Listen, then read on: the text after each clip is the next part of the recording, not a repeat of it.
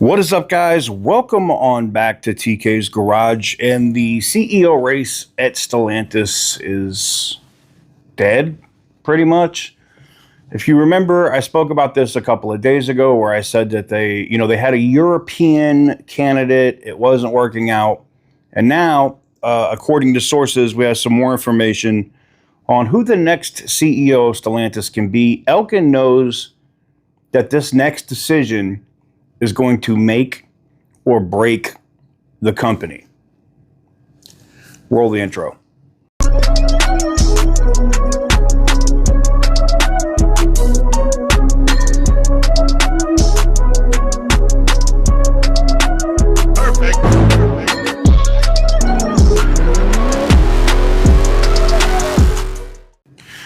So, welcome on back to TK's Garage. And yes, John Elkin knows that this next decision is either going to make or break Stellantis, including Chrysler, Dodge, Jeep, and Ram, right?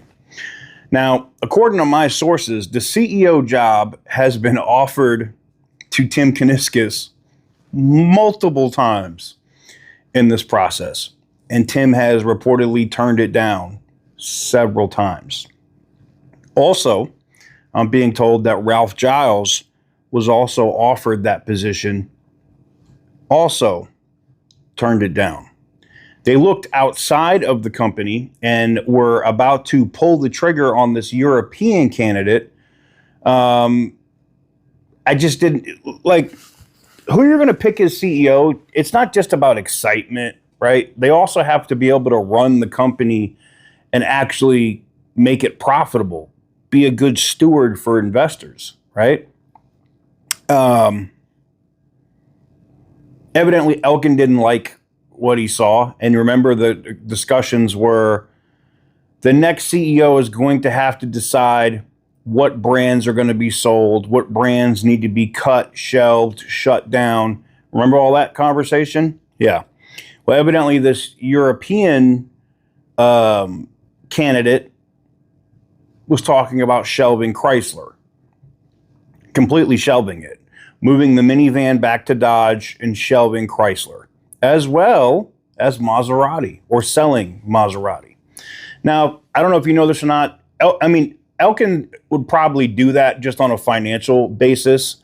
But, his family, who, owns the Exor group, or the largest investor in Stellantis, as well as Ferrari, these are all babies to them, right? They don't want to see Maserati or Alfa or whatever go away. I think Elkin, at least on the Maserati side, is probably ready to sell it. It would sell it to a Chinese firm like this, most likely. But Fiat, Alfa, and the like, probably not. And evidently, this European candidate had also had ideas on Fiat that were not favorable to Elkin. So now we come back to the candidate that we said when Tim Kuniskis turned the job down the first time, all the way back in January, December, that Filosa would be the next CEO of Stellantis. And according to Detroit Free Press, Filosa has been seen as one of several possible candidates to replace former CEO Carlos Tavares, but the likelihood of his selection has apparently increased substantially. Yeah, that's because the other guy said stuff that Elkin was not happy with, and Elkin was like, nah, I think we're going to go in another direction. So Chairman John Elkin has been heading the selection process and has insisted the company would pick the next CEO in the first half of this year. Well, we got May, which we're already in June. We're already into the second quarter. Bloomberg reported that the automaker is closing in on a final decision, describing the situation as fluid, and noting that Elkin could still opt for a different candidate. Stellantis stopped short of confirming the news, however. They said, quote, "No decision has been made. The timing for nominating the new CEO remains unchanged, which means that the process will be concluded by the end of June." Filosa, who's a native of Naples, Italy, was named Chief Operating Officer of the Americas, and a member of the interim executive committee in December. According to the company, his bio notes that he's been a member of the company's top executive team since Stellantis was formed from the merger of Fiat and Chrysler with Peugeot PSA Group in 2021. His roots with the company stem from the FCA side, dating to the Fiat Group in 1999. He has previously led the Jeep brand globally. Should he be named as the next CEO, Filosa would take the reins of a company that continues to face challenges after a particularly tough 2024. You don't think? Oh, man. Oh.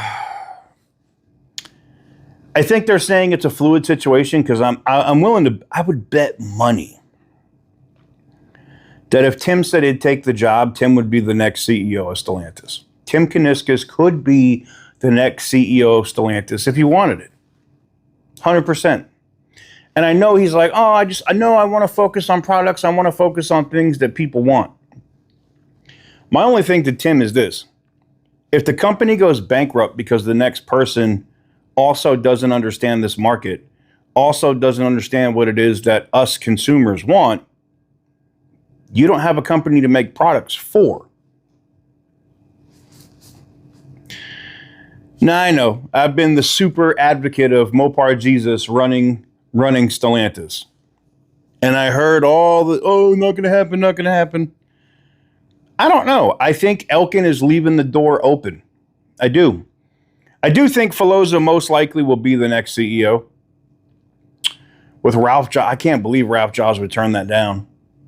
We know reportedly that Tim Kuniskis, I think he had said it publicly too, he has turned it down multiple times.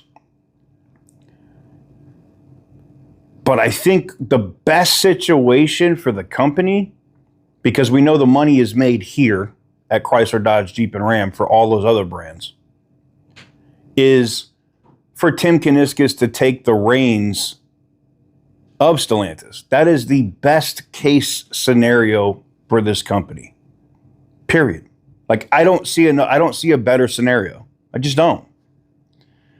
Focus on the brands that make the most money. Cut, sell, shelve other brands that don't, and turn the company around. And I know he could do it. 12 months, 18 months tops. Company would do a full 180.